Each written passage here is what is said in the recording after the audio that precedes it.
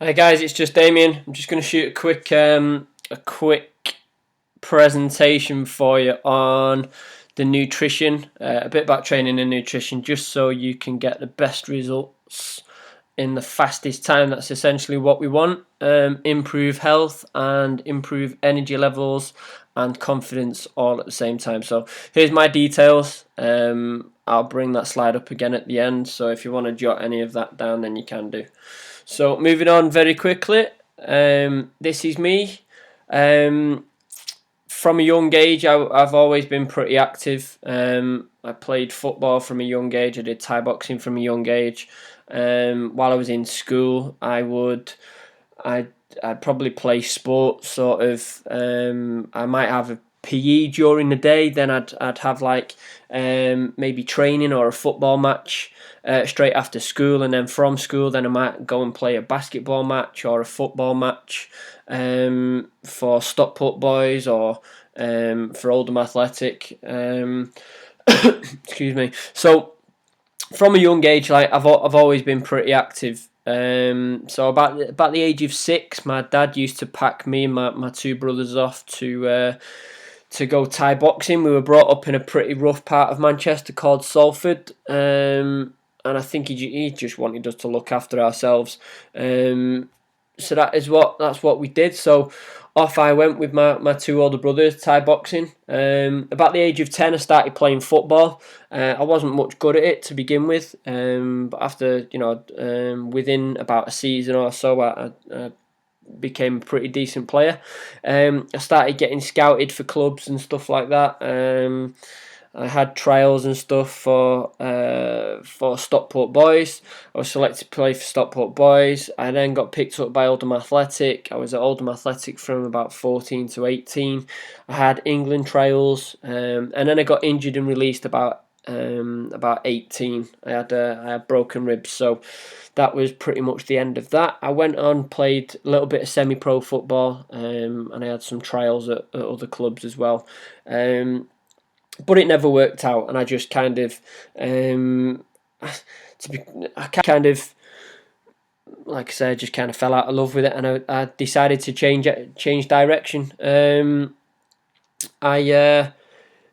think the final straw came when I was a goalkeeper, and I'd got, and then I think the final straw was basically being given an outfield player shirt and asked would I go and play, and when that was I was actually a pretty good outfield player as well, and I could play, but it wasn't. I could never see myself playing outfield for a full-time career as I wanted to be a goalkeeper. So that was the final straw, and around the same time that I started actually teaching Thai boxing as well. So I became a PT because Thai boxing at that time didn't pay the best. I think I got about 250 quid for my last title fight. So I did the personal training alongside it because it was, I studied to be a PT. Then I had a career to pretty much what I did. I won a Northwest area title first. That was my first title, and then I went on to be a British champion as well. I was selected to fight for the England team in 2006, so I did that for a couple of years. When we went over to Thailand, we fought in the World Championships over there in Bangkok, and a UTR. Where was the other one? Can't remember. Anyway, so I was selected to fight for the England team. I went over there for a couple of years, and then I was selected to be one of the coaches. So I actually went over there as part of the coaching team. Bearing in mind I'd already been teaching for a few years by this point. In any case, so I was fairly experienced and sort of asked would I go and help out on a coaching role, which I did. I did that for a couple of years, which was brilliant. All of this time I was doing personal training, I was running boot camps, and I was on my own journey. I was learning my own,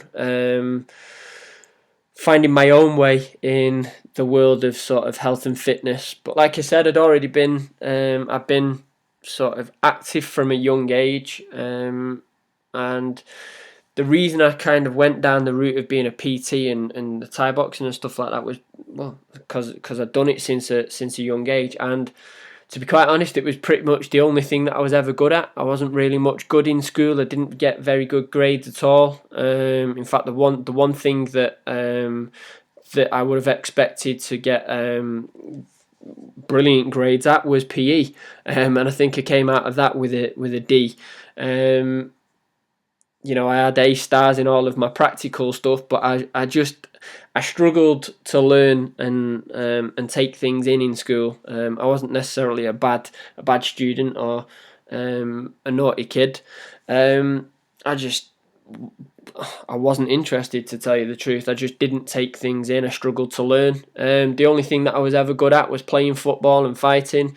It was something that I was interested in, sports and things alike. So it just seemed the natural thing for me to do was to get into that. Then I could help other people that were struggling, and just to give back, basically. So I developed my own business, DC Fitness Limited, and earlier on this year, I set up another brand of DC Fitness Limited, which is the Lean Body Project. So this is also me. I get this quite a lot, you know, obviously looking at that first picture with my belts and my titles and stuff like that. You know, some people, especially female, which are my main, which is my niche of clients, really. You know, a lot of people can look at that and think, well, that's impressive, you know, but on the flip side, a lot of women can look at that and think, oh, well, it's intimidating. But really, that's look at these pictures here. This is the opposite, isn't it? It's not really. I don't really look that intimidating in any of these pictures.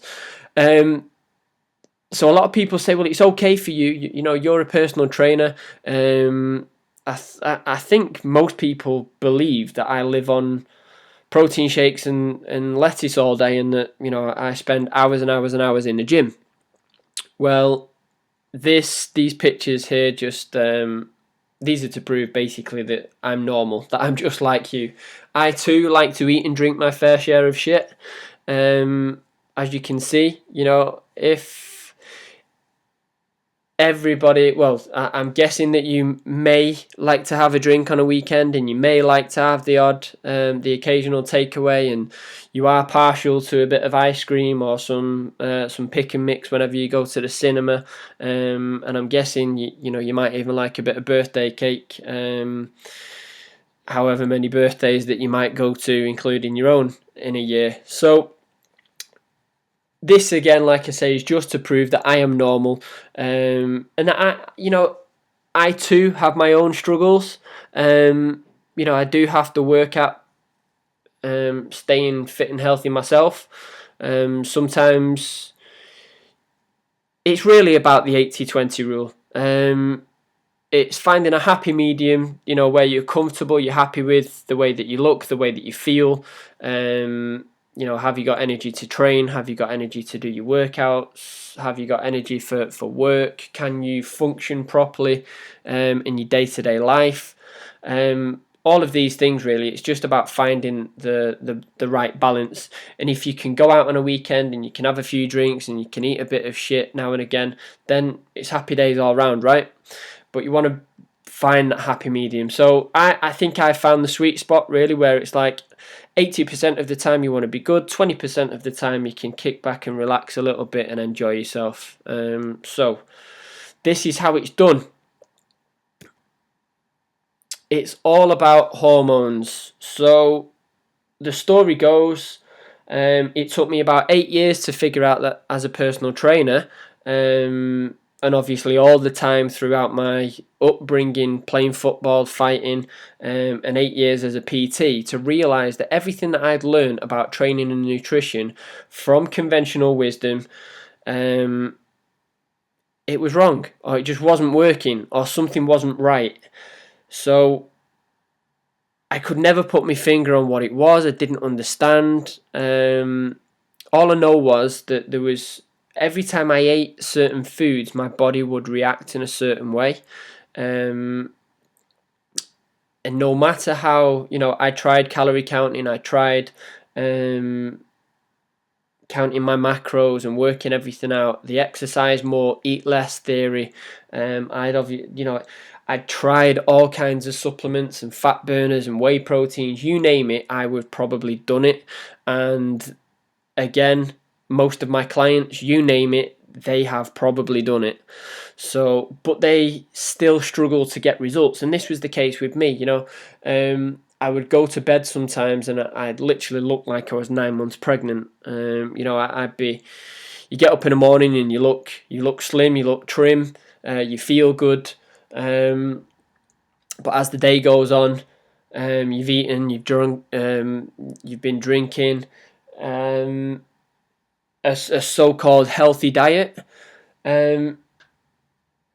But then by the time I was going to bed, I just couldn't believe it. I felt really bloated. I looked like I was 9 months pregnant, and it was depressing at times as well.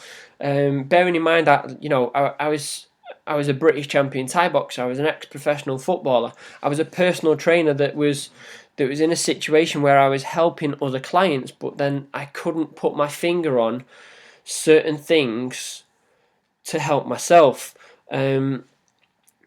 And basically, it led me to believe that there was more to it than just training people. There was more to it than just beasting people. Being a personal trainer, to me now, is not just about how hard that I can train somebody. It's more about helping them to overcome their problems and fill in the gaps to lead them towards a better lifestyle, and ultimately feeling good and looking good. And getting in better shape, helping them achieve the body that they want. So a lot of the people that train with me now have tried everything, they've done everything, they've been to slimming clubs, they've tried the every diet under the sun, they've been to all kinds of, they've been to gyms, they've been with personal trainers before, and yet they struggled, always struggled. So clients would come to me once I figured out what I'm about to tell you now. Clients would come to me because I developed this nickname of the weight loss guy. So how did all that come about? It goes back a few years ago. I was over in Australia, and I should have been fighting in sort of 6 weeks' time. 6 weeks after coming back, I should have been fighting. So I was probably not going too daft, but within the space of about a week, I felt like I was bloated. The same things that I was mentioning before, it just wasn't right. And I thought, I'm supposed to be fighting in 6 weeks' time. I need to sort this out. So I actually found a local gym in Australia to go and train at while I was there. So that put that thing to rest, which was cool. But no matter how hard you train, you can never out-train a bad diet.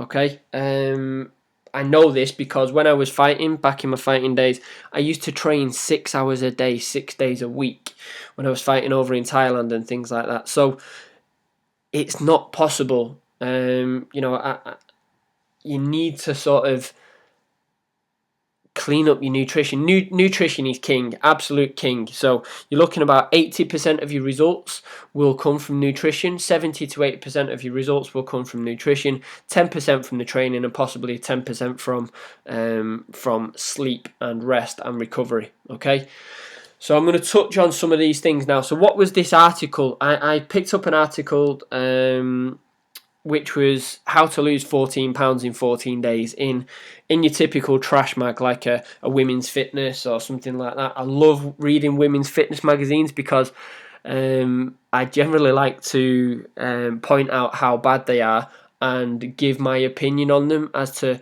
how you could improve it. So this article, how to lose 14 pounds in 14 days, obviously I was very skeptical, but at the same time I was thinking, well, this could be a godsend because I need to lose about a stone or more for this fight in 6 weeks. So it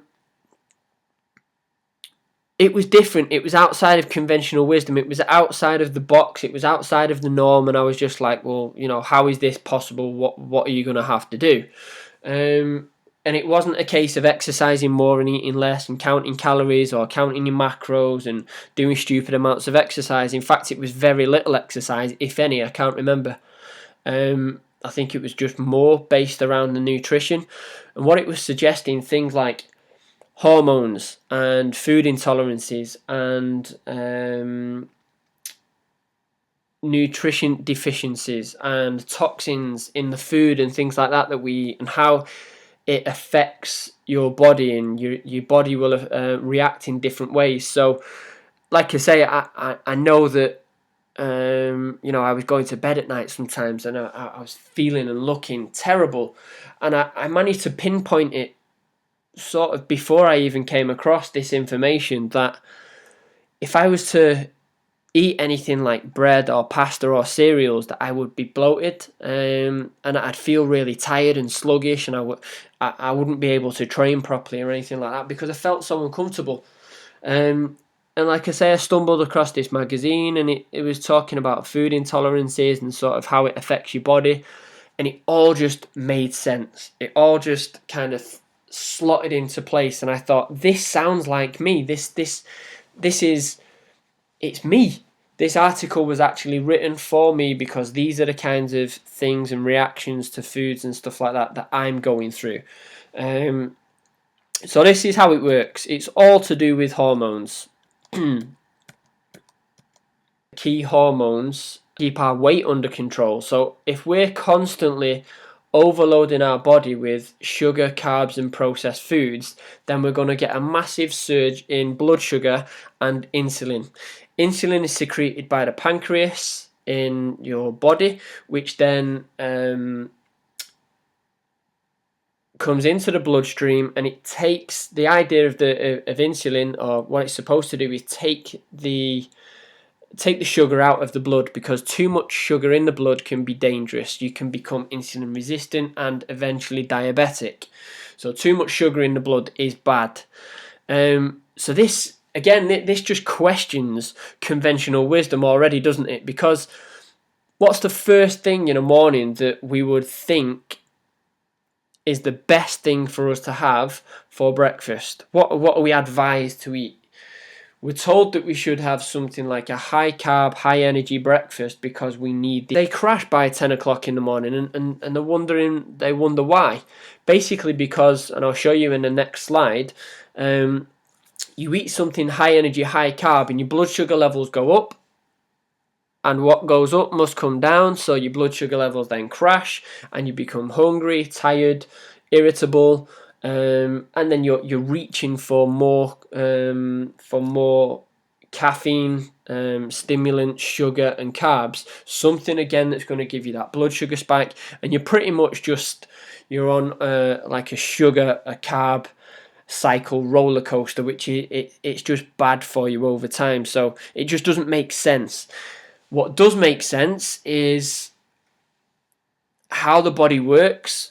Insulin is pumped into the bloodstream to then take this sugar out of the blood, and it then transports the nutrients from that to the liver and the muscles. And any excess, once the liver and the muscles are full, any excess, the spillover will then go into the fat stores. So this is how we gain weight from eating too much sugar, carbs and processed foods. If we keep doing this over time, we become insulin resistant. If we're constantly, pouring sugar into the bloodstream, insulin's high all the time, we're constantly storing body fat. Two things to remember: you're either storing body fat or you're burning body fat. You're either burning sugar or you're burning body fat. So again, too much sugar will eventually lead to diabetes if we're not careful. So we can reverse this. We can reverse type 2 diabetes through diet and lifestyle. We can reverse insulin sensitivity with proper nutrition and exercise. I'm going to touch on that shortly. Here we go. Blood sugar and insulin response. So on the left, you've got on the left being the red diagram. I don't know which way around you'll see this as you're looking at it. So on the red diagram, look at the very left hand side where where the red line starts. So in the morning you get up, you have something high carb, high sugar, high energy breakfast that gives you a spike in energy, and then it comes crashing down. You get hungry and it spikes again, it comes down, and it's basically like you're just on an energy, like a carb cycle roller coaster. What we need to do is keep our blood sugar levels more under control, like the diagram on the right, or the green one, whereas you keep your blood sugar levels balanced. And I'm going to touch on the kind of things and how you can do that. So instead of having a high sugar, high carb breakfast with coffee and other stimulants, what you want to do is be keeping your blood sugar levels under control by eating low glycemic type foods. So ideally, things like eggs, things like maybe fruit and yogurt are good. Even steak, anything that you would normally eat for like a lunch or dinner or tea time type meal, you can have for breakfast. Breakfast is just like any meal of the day. All it means is break the fast. It's just the first meal of the day. So what you're looking at doing is to try and, if you can eat something maybe high protein and high fat as opposed to high carb, then that will keep your energy levels balanced and you'll actually burn more body fat. Okay, so moving on. This goes without saying, guys. I don't really need to say much about this, do I? Look at the sugar lumps there, which is the equivalent of what is in each of those drinks. It's ridiculous. It's the leading cause of, it's right there in those drinks, which is terrible. So picture speaks 1,000 words. It probably does it better justice than I just did. So moving on. More hormones. Okay, this could have, you should then start to get tired and go to sleep. But sorry, as cortisol levels go up, that should be when you get up. As it tapers off in the evening or later in the afternoon, evening, melatonin should creep up, which is obviously when you should be going to sleep. So again, melatonin being another hormone. So cortisol, what is it? It's a stress hormone, also known as the fight or flight. What happens is, if think back to caveman days, if a saber-toothed tiger was to jump out at us, we would get this sort of big surge of adrenaline, and then this is the fight or flight. We're either going to fight it or we're going to do one. We're going to get on our toes and we're absolutely going to leg it. But we have this built-up adrenaline, this built-up stress all day long now. Our bodies are overloaded. We've got cortisol. We've got stress all around us, and there isn't a lot that we can do about a lot of things. But some we can do the best with what we can do, is what I'm trying to say, if that makes any sense. Any surge in cortisol can basically, it actually increases blood sugar into the stream, because you're going to need that to either fight or flight. Okay, does that make sense? So if you get if you have built up stress from work, from kids, from family, even from exercise, from poor food, this is going to give us let's not forget, obviously, alcohol, drugs, and smoking and things like that, whatever floats your boat. This is going to give us an increase in cortisol, which is going to give us an increase in blood sugar, which again gives us an increase in insulin, and it also increases your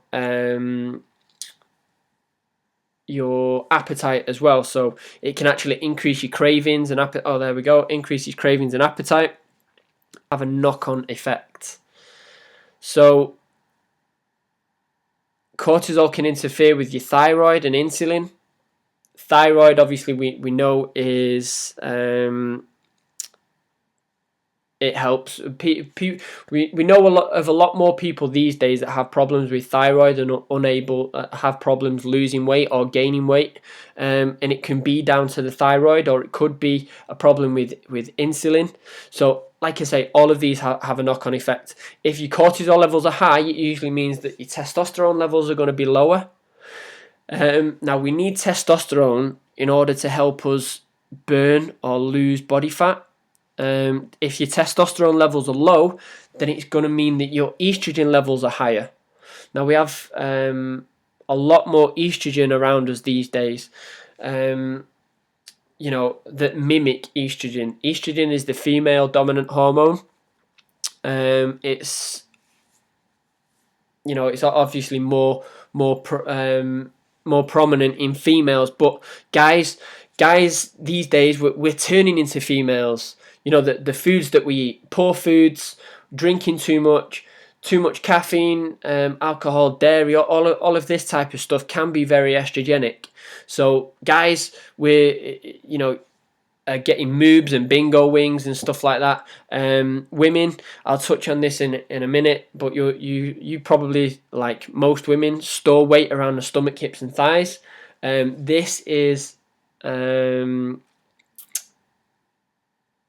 it's, what's the word I'm looking for? Through kids, through family, through partner, through whatever it might be, home life, then maybe we need to dial in on that and see what we can do to lower our levels of cortisol. It's a massive one, and I could spend ages on this, but cortisol, like I say, could have probably been my first slide on importance, but this is more of a nutrition based seminar. So moving on, estrogen puts if estrogen's high, it puts your thyroid under stress, which can lead to adrenal fatigue. Adrenal fatigue is basically just overloading your body with too much stress through diet and lifestyle, drinking too much, the wrong foods, drinking, smoking, you name it, everything all counts, and eventually your body will just be that stressed that it kind of shuts down, and you'll suffer a burnout or adrenal fatigue. The next one, dieting can actually make you fatter as well, because it puts your body under stress. Diets will only work in the short term. Okay, they're not going to work long term because you're generally feeling deprived of yourself. And I actually, I don't think I have the slide in this presentation, but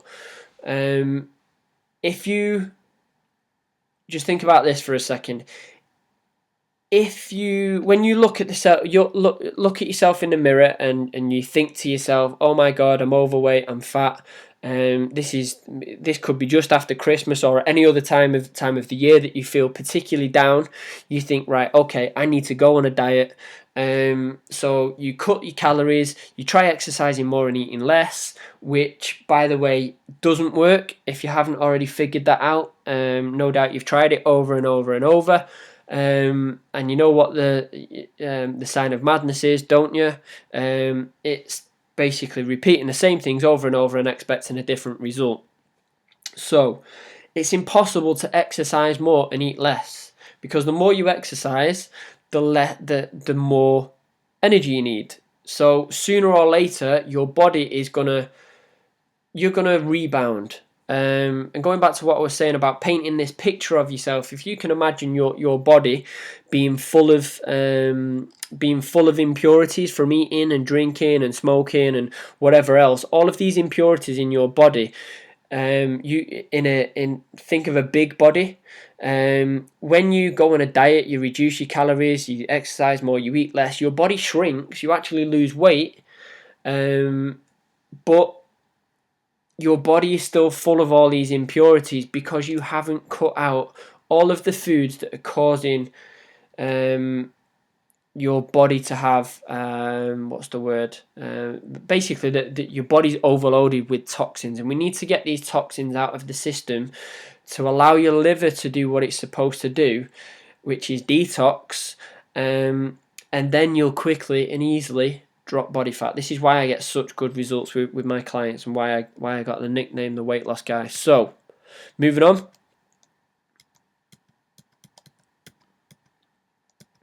Estrogen, again, is the female dominant hormone. If estrogen's high, then it usually means your testosterone is low. What we need to do is increase the testosterone levels for us to actually be able to burn body fat. So, ladies, we need to pick up the heavy weights in the gym, or we need to be doing body weight type stuff, something that's going. Basically, we need to probably be doing less cardio and more sprints, more weights, and more body weight exercises. Something that's going to get you a little bit out of your comfort zone.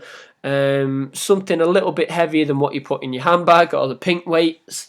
You need to put your body under a little bit of stress in order for it to progress and increase your levels of testosterone. So if estrogen's high, it can put your thyroid under stress, which can lead to weight gain. Too much estrogen in women, or xenoestrogen, which is from processed foods, packaged foods,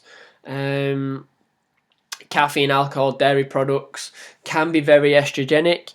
It can lead to moobs in guys, bingo wings in girls, as well as guys, and basically most women store weight around the stomach, hips, and thighs. So again, if all of these are telltale signs of where you store your own body fat, then it's worth making note of the kind of foods and things like that you can remove or reduce to improve and make a difference to how you feel and how your body's gonna look and react to certain foods. So it's quite easy, really. This is one of my catchphrases.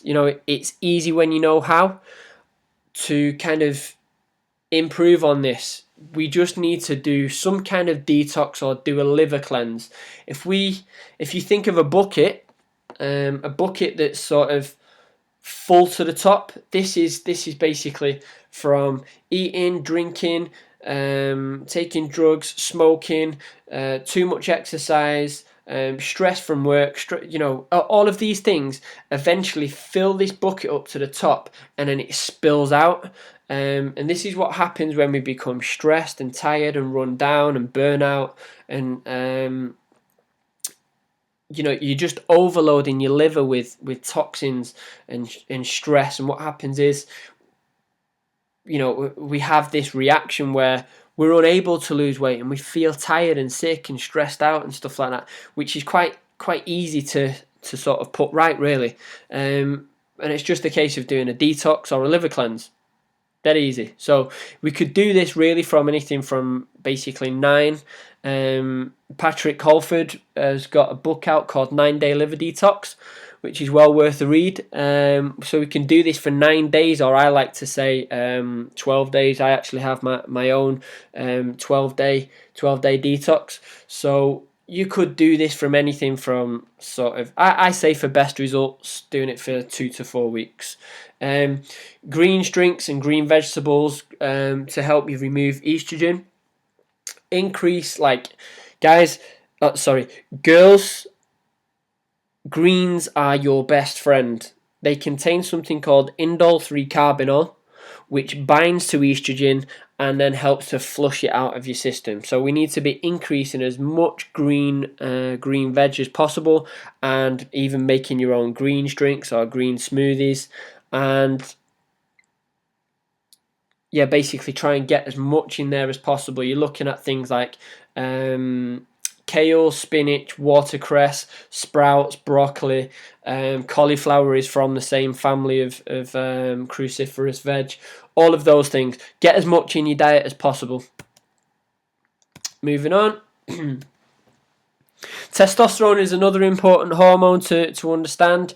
It's a dominant, a male dominant hormone, but women obviously produce it as well. What we need to, just go back. It promotes lean muscle. Okay, so what we need to do is, girls, don't be scared of picking up the weights. Don't be scared of actually getting stuck into the weights. Pick up something heavier than the pink dumbbells or the lightest weights on the body pump bar at the gym. Actually get stuck in and pick up some heavy weights, because women produce 60% less testosterone than guys do, so it's not physically possible for women to stack on any muscle unless you're unless you're taking any kind of steroids or anything like that, which, you know, I highly doubt for most of you, for most people. So it promotes lean muscle, which is what we need.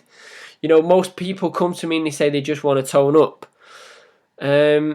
which is great, but when I ask them what kind of exercises they're doing, more often than not, they tell me they're just doing loads of cardio and, you know, loads of ab exercises, and they're eating a clean diet. But, you know, they're not really doing anything that's going to promote lean muscle. When I talk about muscle, I'm just talking about lean, sleek, nice, sexy, lean muscle. I'm not talking about the massive Russian shot putter type stereotype that you might be thinking. Girls, I can't say it enough. I can't stress it enough. Pick up the heavy weights. That is the thing that is going to help you get in the best shape possible. You are going to burn more calories at rest by having lean muscle on your body. It increases growth hormone, which is what we want. It's actually going to help you sleep better at night. Growth hormone is released while you sleep at night, so it's going to help you repair. If your testosterone is high, it means that your estrogen is going to be lower, which is brilliant because that means that we're going to lower our body fat. High intensity interval training and weights increase your testosterone. I'm going to touch on some of that in a minute. Cardio actually decreases testosterone and it increases cortisol, which again is a stress hormone. Cortisol is responsible for belly fat. So if you're thinking, oh, but I can't lose that last couple of inches off my belly, and you're already stressed out and you're tired and you run down, but you're doing loads of cardio as well, you're just putting your body under more and more stress. So think about it for a minute, okay? Eat protein to increase testosterone and lean muscle.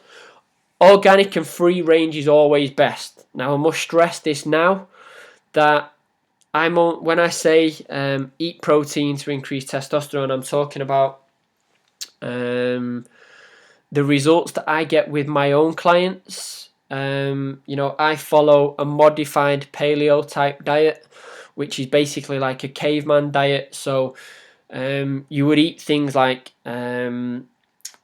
obviously lean meats, fish, eggs, nuts, seeds, berries, fruits and vegetables. That's the basics of a paleo diet or a caveman type diet. Now, if you're vegan or vegetarian, that's fine. Each to their own. I'm not hammering down on any of you guys, but I hope that you would still kind of follow the guidelines and just alter, obviously, the meat sources to your own protein sources. All right. So, moving on. What we need to look at is the toxins in the foods and how they affect our bodies. All right, so we're looking at things. If we follow conventional wisdom, our food pyramid that is recommended to us says something like we should eat a diet that consists of 60% carbohydrates, 60% carbohydrates, 20% protein, 20% fats. Now, this came about in the 1960s, when a guy called Ankel Keys did a study on, I think it was 26 or 27 different countries, but he only compiled data from 6 or 7 countries. And he basically put 2 and 2 together to come up with the conclusion or the idea that a high-fat diet is the cause of heart disease. So from that point on, it was recommended and it became the go-to kind of the meal plan, the advice that, you know, that fat was the big problem. So what they did was, so I'm going to touch on some of this as we go along here, but 90% of people are actually intolerant to one or more of these things: wheat, dairy, and gluten. All right, and these are the basis. These are the kind of the staple of our diet. according to conventional wisdom. So let's have a quick look. Wheat is an allergen. Okay, it can cause coughing, asthma, nausea, diarrhea, hives, rashes, and headaches. All of these things listed here and on the next slide, we take as normal. We just, we assume that this is just normal life, and we go through life not knowing, what is wrong with us, or we think that it's normal. You've got dairy. Obviously, animals are sort of pumped up full of hormones and antibiotics and steroids and things like that to help them keep producing milk. So obviously, this is then passed on to us. So if they're already full of toxins, which is passed on to us, then that isn't obviously a good thing for us, and it's not going to help us lose weight, and it's going to have sort of negative effects. Gluten is the Latin word for glue. It holds food together, and it's basically, it's hidden in everything. It's in bread and pasta and cereals. It's in condiments. It's literally hidden in everything, and this is like a major cause of most health-related illnesses. All of these things are. Okay, so next. Things that you might notice, side effects, bloating and cramping are most common, headaches, memory loss, and can cause depression. How that works is basically as you, if you're eating something like wheat and dairy, what it does is it can aggravate the villi and the microvilli, which in the intestine, which can then kind of it can rot away, basically allowing bad stuff into the bloodstream, and it can actually absorb good nutrients out of the body as well, which is how we can develop depression and memory loss and stuff like that. So I know sometimes I get headaches if I've eaten any bread or anything like that. So it's just something to look out for. Immune system. How many people do we know these days that have arthritis and are taking medication and stuff like that? Could it possibly be something to do with a gluten intolerance? Very well, it could be. You can develop a poor resistance to infection. All these things that if you know somebody that is always seems to be ill, it could be down to the diet. Prevention is better than cure, guys. That's the point I'm trying to make. So instead of just taking a pill for every ill, maybe you should take a look at your nutrition and clean it up, sort of flood your body with nutrients instead of, and just take for normal. So now that I've basically thrown all of those things up there, making you think, oh, well, what the hell is left? Actually, I'm just gonna, whoa.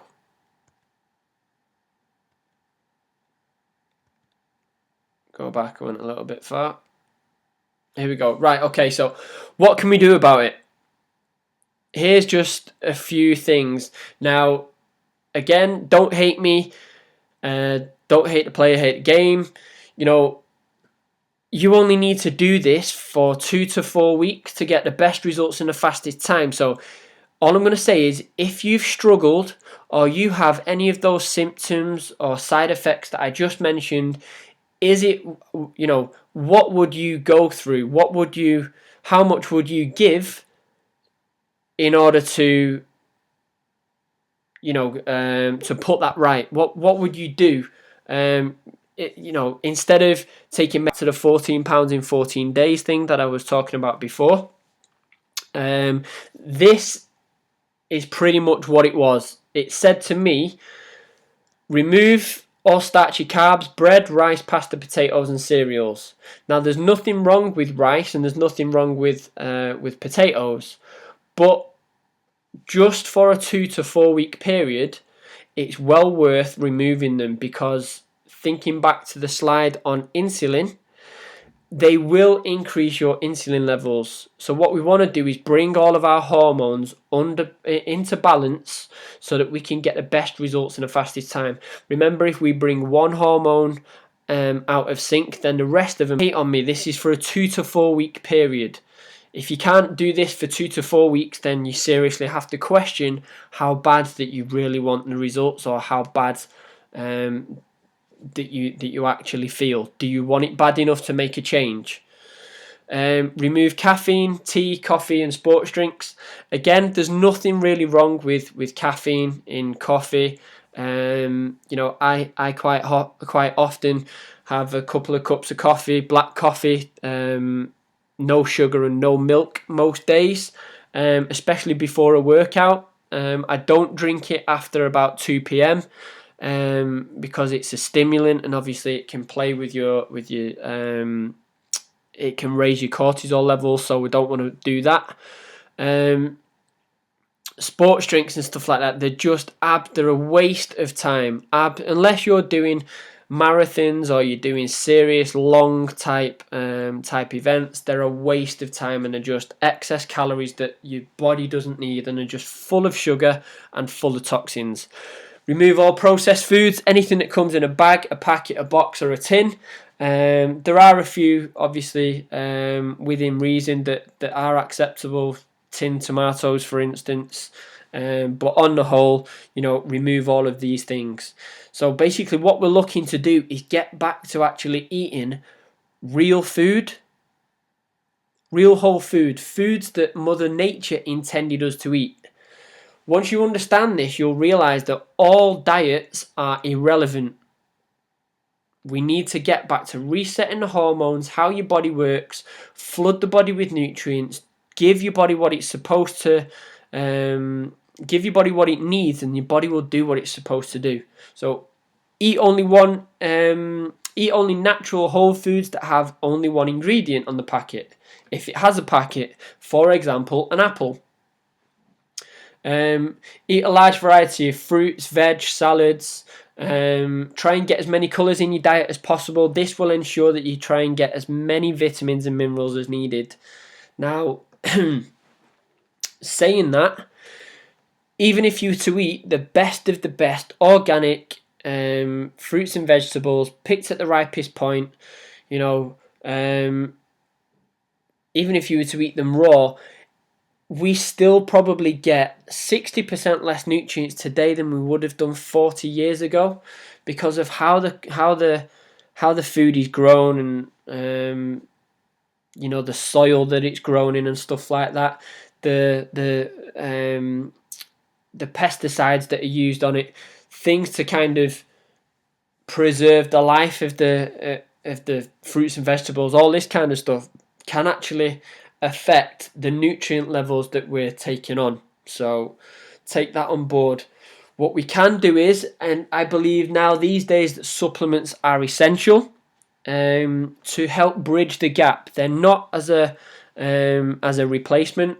They're just to bridge the gap, and this is why I recommend and I take myself Juice Plus Premium Capsules, which are basically the essence of 26 fruits, veg, and berries, which are all fruits and vegetables picked at the ripest point. These are organic fruits and vegetables picked at the ripest point, juiced, then dried at a low temperature, and then encapsulated.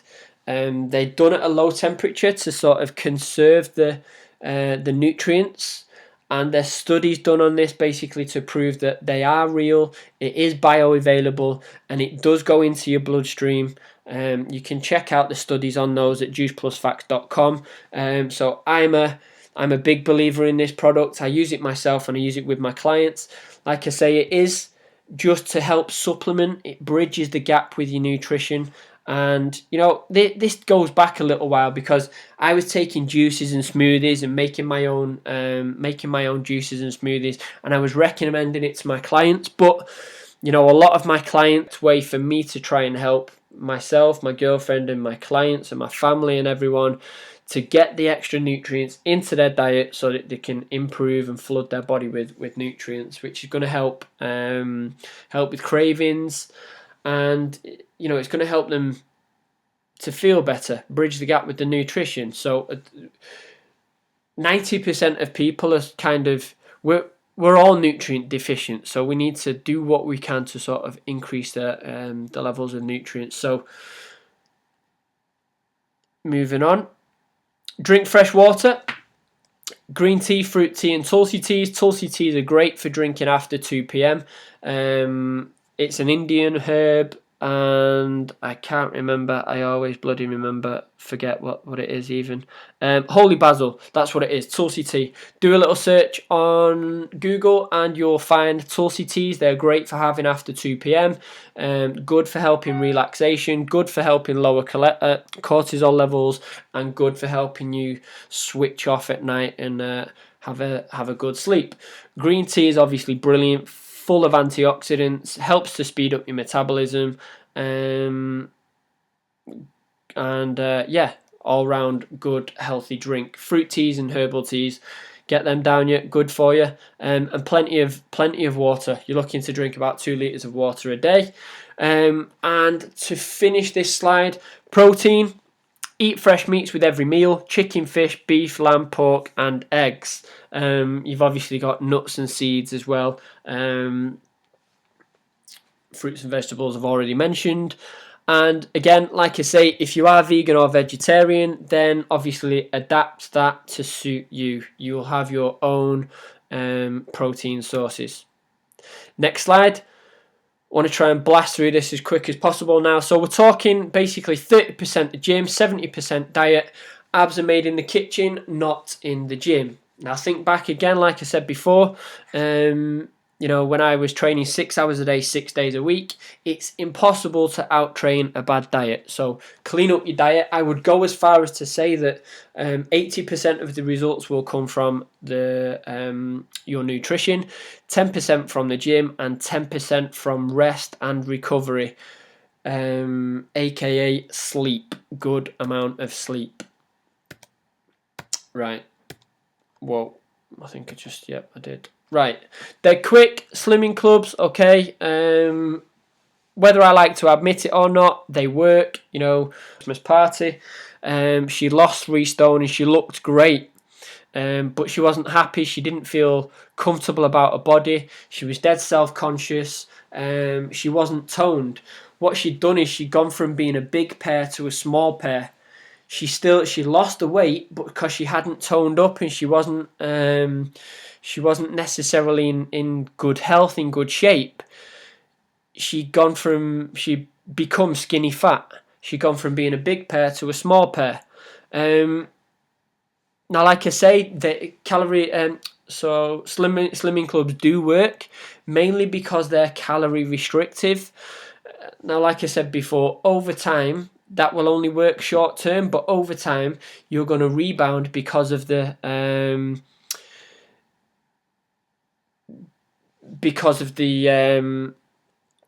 you're not giving your body what it needs. So you're restricting your body from what it needs. So think back to what I said before about when you're looking in the mirror and you've got all those impurities in your body from doing the exercise more and eat less. Think about a smaller version of yourself where you've actually done a detox, where you've actually done a liver cleanse, and you've taken those impurities out of your body. You've actually lost weight easier because you've got rid of the toxins. Okay, so now because you've got rid of the toxins out of your body, you've put good food in, you've taken the bad food out, your body's going to do what it's supposed to do, and you won't actually rebound as most people do with yo-yo diets. And this is what happens with people that have been to kind of slimming clubs that I've noticed before. They rebound a lot because that they always feel like they're on a diet. There's no need to be on a diet when you understand how your body works. You can eat an abundance of food. Just eat as much of the right foods as you want. Just cut out the crap 80% of the time. So, calorie restrictive, they allow you to eat pretty much anything as long as it's from their particular food list. But like I said before, 90% of people are intolerant to those kind of foods. They self-promote packaged foods, generally got no nutritional value in, and I believe like one person actually even said to me that they were told not to exercise because it might actually increase muscle mass, which will increase their weight. Now, this just doesn't make any sense whatsoever, because the more lean muscle that you have on your body, the more calories you're going to burn at rest, the better shape that you're going to be in. Okay, so this was the problem that family friend of ours had, is that she'd lost the weight. She'd gone from being a big pear to a small pear, but she was now skinny fat because she hadn't done any kind of weight training, body weight training, or even any kind of sprinting or anything like that. She literally just lost the weight, so she wasn't happy with herself. And she just wasn't she wasn't very confident. So obviously I kind of helped her along there and showed her what to do. So this is basically my idea of how things should look. This is pretty much what I believe your plate should look like. Dead simple. The majority of your plate should be filled with veggies, a good healthy protein, and some nice healthy fats. Okay, and just drinking water. Again, fruit teas, herbal teas. Yeah, dead carbs for after your exercise. Choose mainly whole foods with minimal processing. Use smaller or larger plates based on your body size. Weight loss food, or is this health food? So on the big grand scheme of things, you know, this is a modified breakfast. It's actually quite healthy and good for you. So, you know, does any of this food not actually look good? Like I said, 80% good, 20% bad. I'm just going to blast through dead quickly now, guys, because I want to get this finished. We actually have our own cookbook available. If you go to this website here, theleanbodyproject.co.uk/cookbook, you can check out our very own cookbook there. We have 75 guilt-free recipes, breakfasts, starters and sides, salads, and my favourite, soups, curries, and desserts. There's also mains and sauces in there as well, which is brilliant. I'm really proud of this. All the clients that have bought it actually love it. Like I say, the soups, the curries, and the desserts are my favourite. You can actually get the hard copy, which is $14.99, or you can get the online version, which is $9.99 at the website above. Moving on. No training and stuff like that. People will come to me and I'd ask them what they, what do they like, what don't they like, and they'd always say, I hate running. And when I ask them what they've done before, what kind of things have they been doing to fastest time. Now, cardio isn't necessarily always a bad thing. It's just a prolonged period of cardio or just doing too much of it. So here's one example of how you can get the best results in the fastest time, and I use this quite a lot with my clients. It's something called Tabata training. If you have a look on YouTube, you'll find loads and loads of videos. Basically what it is, it's a 4-minute workout, and what you do is 20 seconds of one exercise, your metabolism for up to 48 hours afterwards. So if you think traditional cardio, so just hours afterwards, this is a proven fact. So have a little look, do a little bit of research on it, and you'll see. Here's a bodyweight type example of some of the stuff that you can do. Dead simple: press ups, squats, lunges, burpees, and plank. I've just thrown those exercises in there because those type exercises will give you the biggest bang for your buck. You'll burn the most calories in the shortest amount of time, and you'll get the best results doing this. So thinking again back to when clients always say to me, yes, I want to tone up, but they're not doing enough toning exercises. Here is the kind of things that you could be doing or should be doing. Okay, presses. All right, all of these things are multi-joint movements that are actually going to give you the biggest bang for your buck. Okay, so you'll get the best results in the fastest time by doing these type of exercises, because they're compound moves, meaning you're using more than one muscle group at a time. All right, so instead of doing loads of sit-ups, doing things like deadlifts and squats, that's going to use your core and your abs anyway. All right. So moving on, I think we're nearly done. I just wanted to throw this up there as a bit of a visual for you all, especially the ladies. Don't be scared of lifting weights, and don't be afraid that you're going to gain too much muscle from lifting weights. All right. Body fat takes up a bigger surface area in your body than lean muscle does. All right. So what we want to do is increase the lean muscle to help decrease the body fat. And all of the time, it's impossible to be 100% all of the time. You can do it in short bursts, which is what I recommend to my clients. So for a 2 to 4 week period, or for any particular program that I'm doing, I expect that my clients will kind of adhere to the program for the selected period of time. I normally introduce cheat days or treat days and stuff like that, or kind of refeed meals, which helps them to sort of speed up the metabolism again. But generally speaking, 80% of the time be good, 20% of the time don't necessarily be bad, but it frees up that time. It frees up, it creates that little bit of damage limitation so that you can enjoy a little bit of what you want, enjoy a few drinks on a weekend, have that takeaway if you want it, or that ice cream, or that, pick and mix when you go to the cinema. So 80% good, 20% bad. Train 3 times a week or more. You should be aiming to do something, 3 or 4 times a week if you can. You don't need to have a gym. You could just do the bodyweight circuit that I showed you before, using a Tabata style timer. And when you're training, guys, get out of your comfort zone, push yourselves a little bit. Remember, it needs to be harder than what you're actually normally used to. So push yourself, get yourself out of your comfort zone. Burn 9 times more body fat with high intensity interval training, circuits with weights and body weight circuits like boot camp type stuff. Even your progress, take your pictures, take your measurements, keep a food diary, record the time of day. What time you wake up in the morning, record what time you go to bed, record how much you're drinking, and then you can always look back over it and see where you might be going wrong, if you find that you're not getting the results that you want. And if it's important to you, you'll find a way. If not, you will find an excuse. All right, think about that for a second. If you want something bad enough, you will usually find a way to do it. Yeah?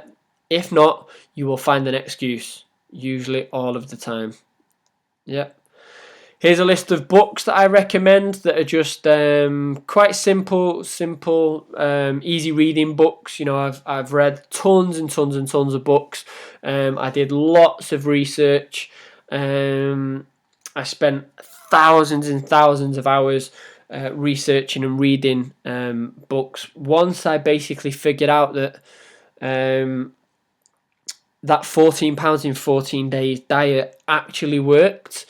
So again, going back to that, I did this for, I tried it out myself. I did a little trial on myself. I actually lost a stone in a week, which, some people can say that's unhealthy, but I say rubbish, because if your body is carrying toxins and, you're bloated and you're feeling rubbish and sluggish, there's a reason for that. So after a week of doing this detox or this liver cleanse or the 14 pounds in 14 days diet, cutting all the crap out of my body, I actually felt amazing for it. I had more energy levels. I didn't feel bloated. And I actually, I lost a stone in a week. That is unbelievable. So a lot of that is going to be water. A lot of that is going to be bloating, and some of it will obviously be belly fat.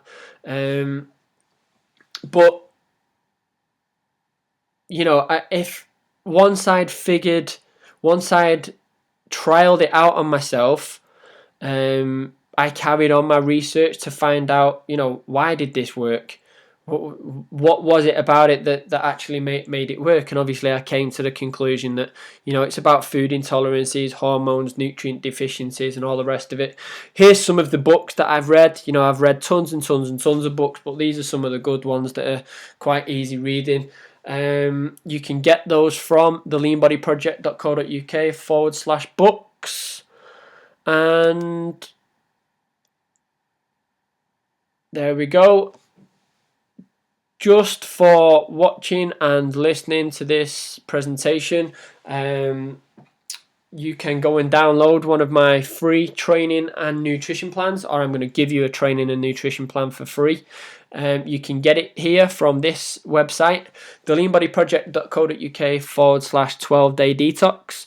Okay, it's got training in there. It's got nutrition plan, training plan, and yeah, you're pretty much guaranteed to get results with it. So give it a go. It is my gift to you, and I wish you all the best. If you got any questions, then give me a shout. I hope you've enjoyed this, and I hope that you get some great results, and this has helped you out loads. I just wish somebody had been able to show me this back in the day. You know, and it didn't take me 8 years to figure it all out. So this is why. There's my details again. If you want to take a note of those, you can contact me on any of those. If you've got any questions or you need any help with anything, just reach out to me and I'll do my best to get back to you and answer any questions. There we go. Thanks for coming, guys. Bye-bye.